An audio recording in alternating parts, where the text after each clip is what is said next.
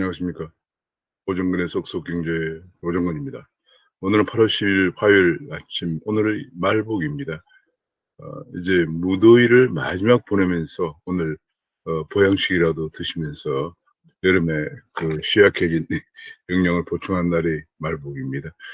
오늘 점심때는 좋은 보양식을 많이 드시기를 바라면서 오늘 8월 10일 화요일 경제 시사회를 시작하겠습니다. 제가 준비한 자료를 한번 같이 보시면서 말씀을 나누겠습니다.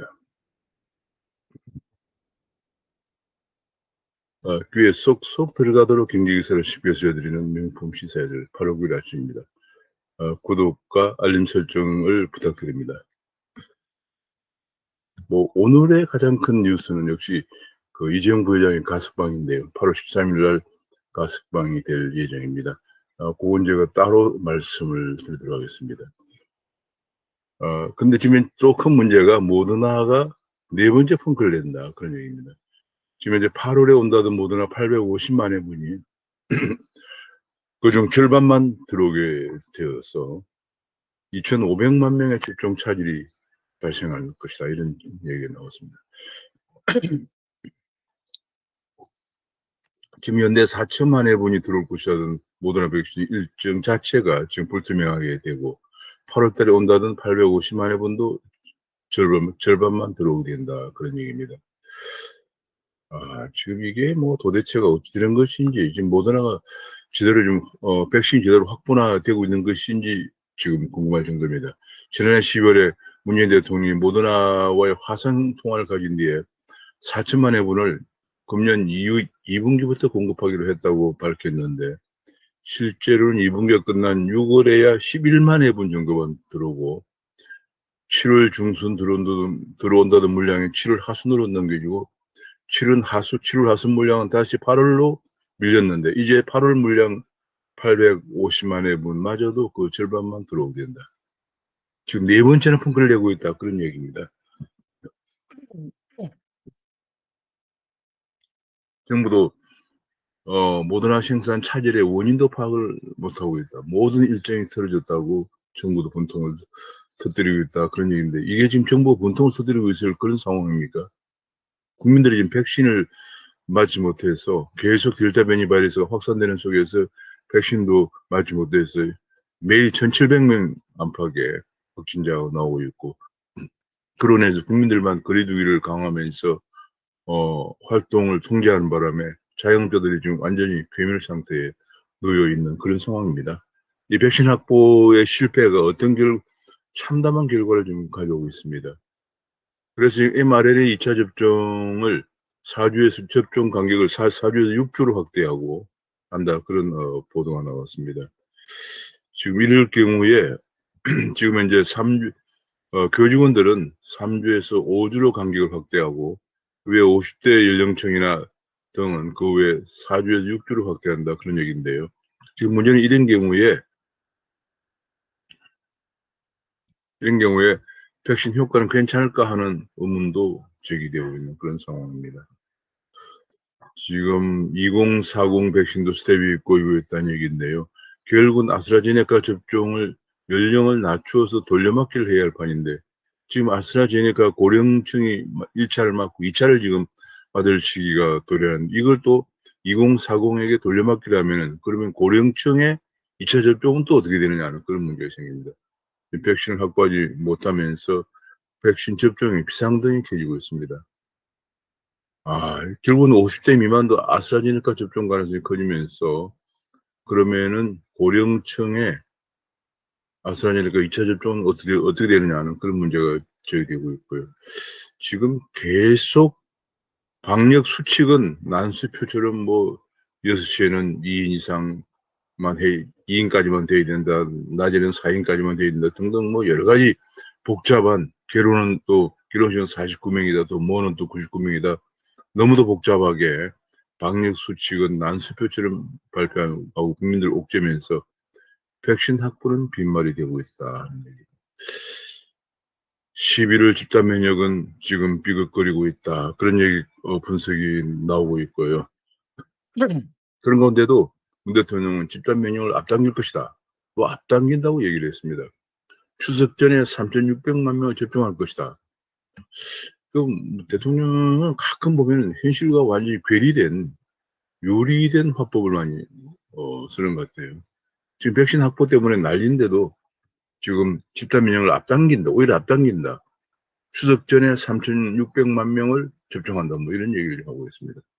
모더나 8월 물량이 절반인데 추석이 8월 중순이거든요. 그런데 추석 전에 3,600명 접종한다.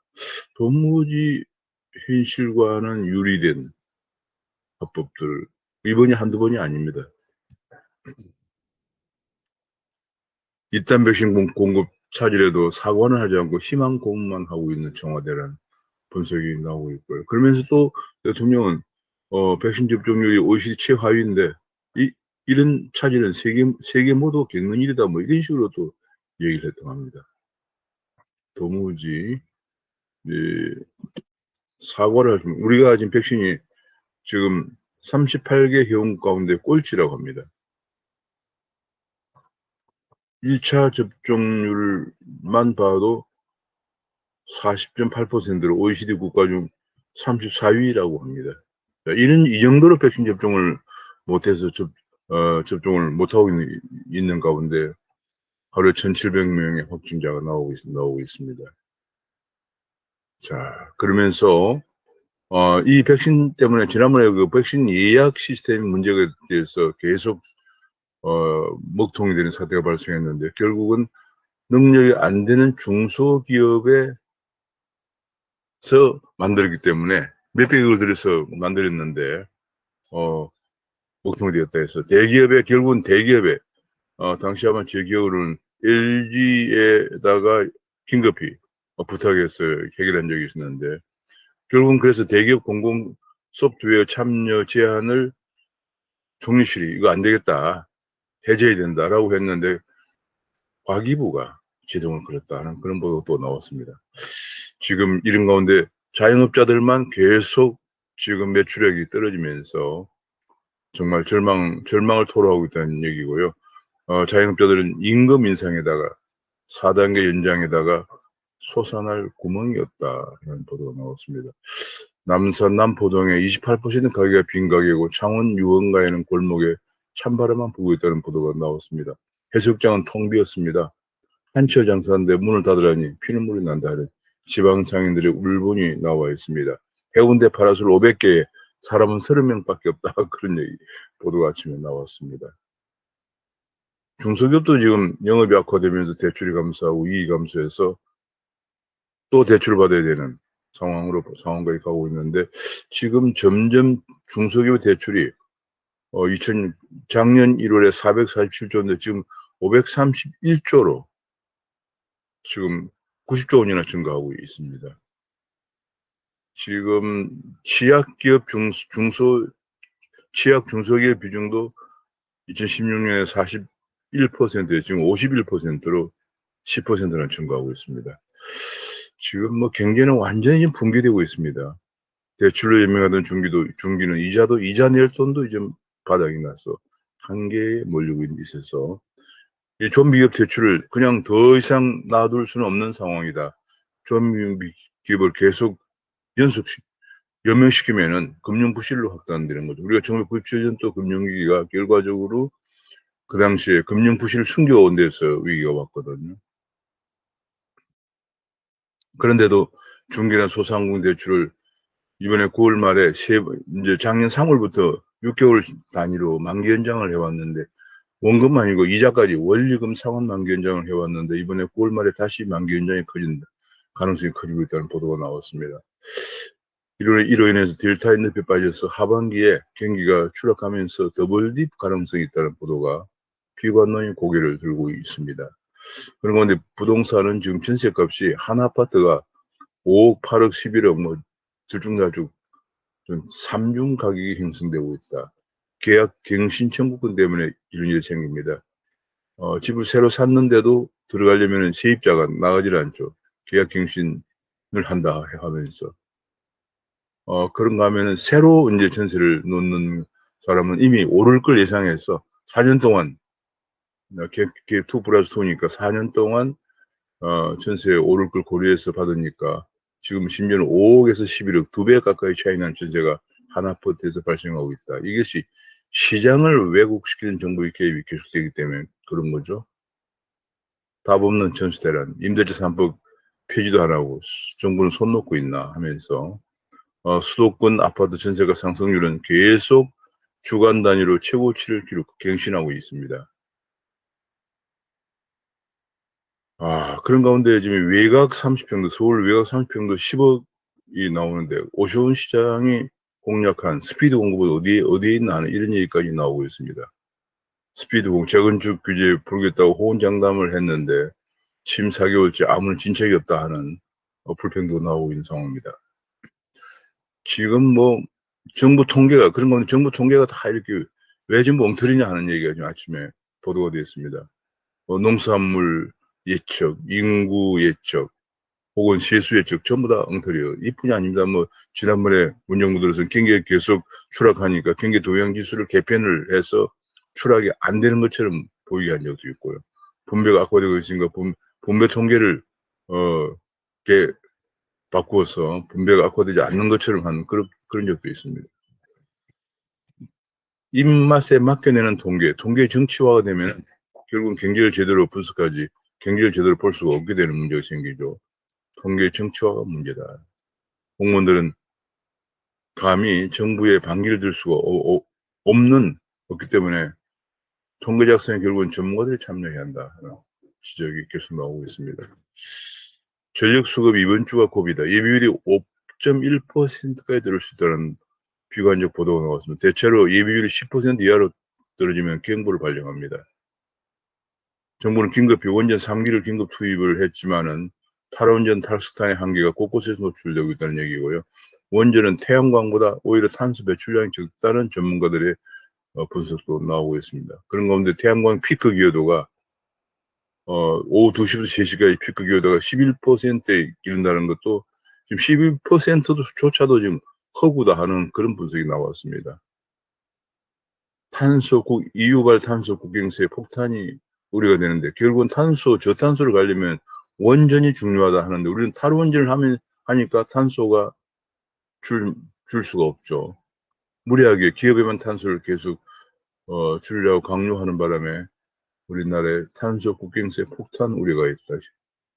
그런 가운데 미국의 비농업 일자리가 지금 7월 달에 94만 개가 늘어서 3월 달에 93만 8천 개에서 더 늘어났습니다. 2개월 연속 90만 개 이상 일자리가 늘어나면서 미국의 지금 이렇게 되면서 테이퍼링이 더 빨라질 가능성이 전망되고 있는 상황입니다. 미국의 신중한 테이퍼링을 추진해도 신흥국 시장 불안 가능성이 있다는 분석이 나왔습니다. 결국은 미국에서 금융을 긴축하게 되면은 결과적으로 신흥시장국의 자금들이 신흥시장을 홀봤던 자금들이 미국으로 역류하면서 신흥시장국의 외화 유동성 경색이 발생할 수가 있죠. 그런 건데 중국의 세계 공장을 보여준 중국의 생산자 물가가 7월 달에 9.0%, 8월 달에도 지금 5, 6, 7, 3개월 연속 9% 정도로 올라가면서 글로벌 인플레이션을 압박하고 있다는 보도가 나왔습니다. 그런 가운데 알루미늄이 10년 만에 최고치를 기록하는 등 국제 원자재 가격도 급등을 하고 있습니다. 그런 가운데 한국에서는 아프리카 돼지열병의 날벼락으로 지금 돼지 가격이 더 오르고 있다. 그렇잖아도 삼겹살이 금겹살인데 또 더 올라간다. 이런 얘기가 나오고 있고요. 30년 만에 최대로 오른 밥상 물가가 최대로 올랐다. 정부의 물가 안정 대책도 전혀 정말 먹혀 들어가지 않고 있는 상황입니다. 뭐 하나 제대로 하는 게 없습니다. 에그플레이션과 탄소세로 경제 불확실성이 커지고 있다는 얘기가 나오고 있고요. 그런 가운데 이제 물가가 너무 오르기 때문에 오르고 가계부채가 결승가면서 통화 금융당국 일제히 긴축 모드로 들어가고 있는데 금리 상승에 대비해서 새로운 전략을 짜야 한다는 전망이 나왔습니다. 지금 암호화폐가 계속 올라가고 있습니다. 오늘 아침에 비트코인이 46,000달러를 기록했어요. 넘어섰습니다. 이더리움도 3,100달러를 넘어섰습니다. 지금 최근 들어서 2, 3일 사이에 계속 암호화폐 가격이 급등을 하고 있습니다. 지금 이더리움도 그렇고 급등을 하고 있고요. 한국에서도 비트코인 가격이 드디어 5,291만 원까지 올랐습니다. 이더리움도 361만 원까지 올랐습니다. 이번 이제 비트코인 차트를 보면은 차트가 최근 들어서 며칠 사이에 계속 급등을 하고 있습니다. 드디어 한때 8천만 원대까지 갔다가 3천만 원까지 떨어졌던 비트코인 가격이 드디어 5,287만 원까지 올랐습니다. 반등을 하고 있습니다. 지금 뭐 이더리움 최근에 런던 하드포크에 성공한 이더리움 가격도 급등을 해서 360만 원까지 올랐습니다. 드디어 코인이 바닥을 쳤나는 그런 분석이 나온 한 달 사이에 102개 중에서 99개가 상승했다는 보도가 나왔습니다. 한국은행 디지털 화폐는 이제 갤럭시 폰뿐이 아니고 갤럭시 워치에서도 한국은행 디지털 화폐를 사용할 수 있다, 결제할 수 있다, 이런 얘기가 보도가 되었습니다. 이제 눈앞으로 디지털 화폐가 곧 다가오고 있는 상황입니다.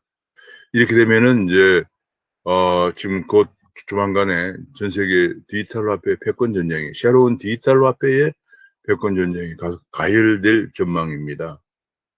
그런 가운데 코인 운용사가 미국에서는 예컨대 그레이스케일 비트코인 트러스트라고 하는 코인 운용사는 25조는 굴리는데 한국은 국내는 다 합쳐도 1조 원도 안 된다, 그런 얘기가 나왔습니다. 최근에 디파이 시장 등 존재감을 나타내고 있는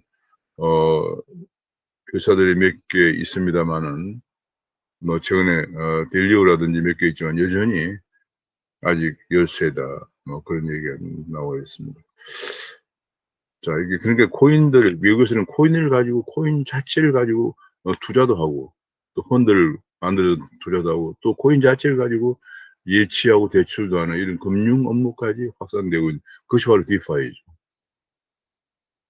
우리나라는 여러 가지 규제 때문에 좀 제대로 활성화 안 되고 있는 그런 상황입니다.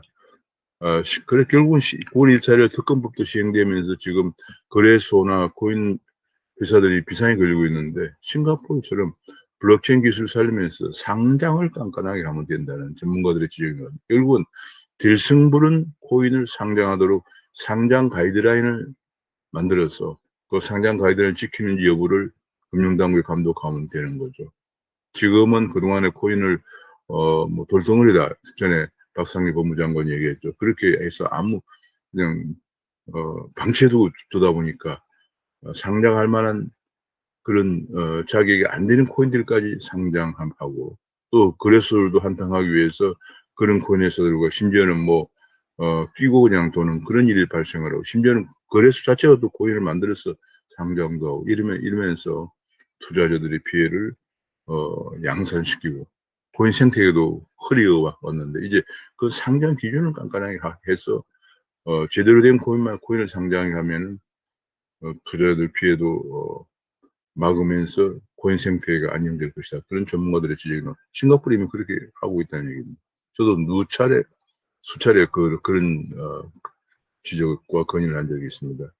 코스피는 지금 거의 변동 없이 횡보를 보이고, 미국에서는 델타 변이와 성장 둔화 우려로 다우존스는 하락했지만은 나스닥은 이렇게 되면 금리 인상이 조금 늦어질 것이라는 그런 전망도 나오면서, 테이퍼링은 하지만 금리 인상은 좀 늦어질 것이다 전망이 나오면서 나스닥은 급폭 올라갔습니다. 이제 뭐 최저임금 이런 거 계속 오르니까 최저임금 주 52시간 규제를 안 받는 요리 로봇, 푸드테크 산업들이 굉장히 이제 급증을 하고 있다. 한국의 푸드테크 산업들이 한국에 지금 계속 급증하고 있는데, 지금 국내 푸드테크 스타트업만 해도 지금 현재 54개, 2년 전만 하더라도 41개에서 54개로 늘어났다, 그런 얘기고요. 로봇이 굽고 삶고 튀기고 요리를 다 한다. 미쉐린 셰프의 손맛까지 만들어내고 있다, 그런 얘기입니다. 앞으로 이제 이렇게 되면은 거의 뭐 최저임금 주 50시간 규제를 한번 24시간 일하는 그러면서 맛은 미쉐린 셰프의 손맛까지 내는 이런 로봇 푸드테크가 앞으로 확산될 전망입니다. 그게 다 인공지능이죠. 근데 우리나라 인공지능 경쟁력은 세계 10위도 안 되고 있다. 계속 규제, 그 다음에 지금 잘못된 평준화 교육 시스템 때문에 우수 인력들이 양성이 안 돼서 그런 것이죠. 새벽 배송 빅3, SSG.com과 마켓캐리어 오아시스가 IPO의 속도를 내고 있다는 보도가 나왔고요. 아마존이 오는 것에 대해서 쿠팡과 네이버도 직구를 키우고 있다는 얘기. 아마존은 글로벌 커머스 회사이기 때문에 아마존이 한국에 지금 들어오죠. 11번과 손을 잡고 한국에 들어오는데 그게 대응해서 쿠팡과 네이버도 해외 직구를 활성화하고 있다 그런 얘기고요. 이제 사회 혁신도 교육이나 의료나 사회복지 같은 사회 혁신도 메타버스를 통해서 하는 시대가 되었다는 얘기고요. 근데 메타버스가 확장되려면 VR이나 AR 기기 같은 하드웨어 성장도 필수적이다. 이런 산업들이 활성화돼야만이 메타버스가 가능한 거죠. 이게 다 플랫폼 서비스입니다. 4차 산업혁명을 다른 말로 플랫폼 혁명이라고 합니다. 근데 이 플랫폼 서비스가 확장되니까 이걸 혁신으로 지금 간주해야 되는데 계속 기존의 오프라인 기존의 기득권 세력들과 갈등이 확산되고 있는데 공정거래위원회는 갈등을 중재하는 대신에 규제법만 골몰을 하고 있다. 이런 현재 입법 발의된 것만 9건이나 발의되고 있다는 보도가 나왔습니다. 좀 안타깝습니다. 뭐 계속 뭐 문제가 생기면 규제만 하려고 하죠. 중국에서는 테크 기업에 대한 대량 해고와 마구잡이 규제 때문에 대량 해고와 이익을 급감하면 이것이 한국으로 지금 볼통이 되고 있습니다. 한국에서 중국의 틱톡 같은 경우에는 한국에 무차별 돈 쌀품 마케팅 하는데 신부 한 명을 초대하면 8만 원씩 지급하겠다 이런 보도가 나왔습니다. 그러면서 중국 앱을 쓰는 한국인이 1,000만 명이 넘어 쓰고 있다. 틱톡만 지금 320만 명, 알리익스프레스 212만 명, 뭐 등등 1,000만 명이 넘는 한국 사람들이 중국 앱을 쓰고 있는데 개인정보 유출 우려가 크다 하는 보도가 나왔습니다. 최근에 교육청이 교사 채용권을 위임하지 않으면은 5천만 원에 달하는 인건비 지원하지 않겠다라고 하면서 했습니다. 이런 아주 정말 돈을 밑결해서 사립학교까지 교사 채용권을 교육청이 가져가서 좌파 교육감들이 입맛에 맞는 교사들을 채용하려고 하는 이런 행태를 보였습니다. 정말 말이 안 되는 일들이 여기저기서 일어나고 있습니다. 피난교사로 사립학교 채울 채용권 박탈을 단념해야 한다는 주장이 나오고 있고요. 그런 가운데 지금 언론중재법이라든지 이런 국회법 같은 거, 종부세법을 지금 25일 날 거대 여당이 밀어붙이기로 처리할 것이라는 보도가 나왔습니다. 권력 비리 보도를 봉쇄할 언론중재법 당장 철폐해야 한다는 주장이 나오고 있고요. 지금 그런가 하면 민노총이 체계적이고 조직적으로 대한민국 뒤집기 한판을 준비하고 있다는 증언이 나왔습니다. 민노총의 전신인 전노예배 사무차장을 지낸 국민노동조합 사무총장이 주장인데 민노총은 사회 대진환을 목표로 10월 22일에 오는 10월 20일 총파업을 예고했는데 판을 엎는 대선 투쟁을 벌이자 내년 대선을 맞이해서 판을 엎어야 된다. 이런 방향으로 가고 있다는 얘기입니다. 그런데 이 정부는 이를 당연히 좌파 정부는 이를 감싸고 있다는 그런 얘기가 나오고 있고요. 게다가 지금 이번에 체포된 간첩들은 포스트 리스트에 우리법 연구회 멤버라든지 민노총 전 간부들이 포함되어 있는데 지난 4년간 84차례나 지령을 주고받으면서 특히 북한은 2022년 내년 대선에 진보 재집권을 목표로 총력을 기울이고 있다는 것이 드러났습니다. 그런 가운데 박지원 국정원이 지금은 그동안 간첩을 문재인 정부에서 간첩 잡는다는 얘기는 전혀 없었는데 왜 간첩을 잡고 있나 하는 얘기에 대해서 일각에서는 지금 국정원의 대공수사대 힘을 과시하는 것이냐 뭐 이런 얘기도 나왔지만 한편에서는 수사 상황을 흘리면서 간첩이 조작되었다고 해서 결과적으로 국보법 철폐로 가려고 하는 포석이 아닌가 하는 그런 분석도 나오고 있습니다. 한미훈련을 안 해도 된다는 사람을 외교원장을 대통령 임명을 하고 있습니다.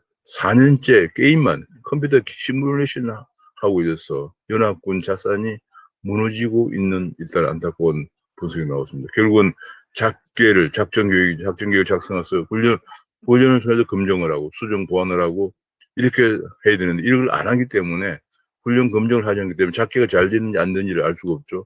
한미연합작전 시스템이 붕괴되고 있다는 얘기고요.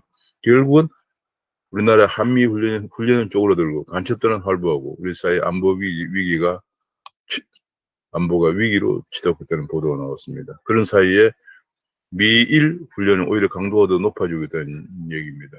문재인 대통령 끝까지 김정은의 매달리는 몽상을 끝내지 못하고 있다는 그 안타까운 지적도 나왔습니다.